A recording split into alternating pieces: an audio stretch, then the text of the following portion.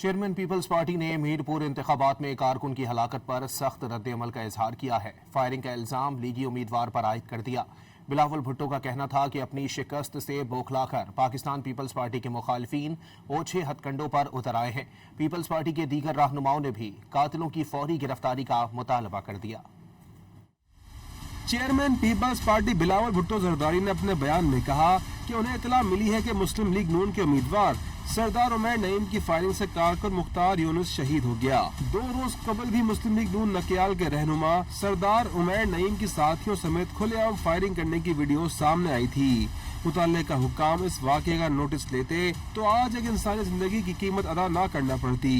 وزیر اطلاعات سندھ شرجیل میمن نے کہا کہ نون لیگ کے گلو بھٹو نے پیپلز پارٹی کی ایک ورکر کو شہید کر دیا۔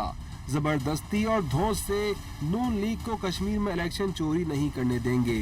پاکستان پیپلز پارٹی کی نائب صدر سینیٹر شیری رحمان نے مطالبہ کیا کہ الیکشن کمیشن فوری طور پر واقعے کا نوٹس لے، مختار یونس کے قاتلوں کو فوری گرفتار کر کے قانون کے کٹہرے میں لایا جائے۔ پیپلز پارٹی رہنما حسن مرتضیٰ کا کہنا تھا کہ کشمیر میں جیالے شہید ہونا شروع ہو گئے۔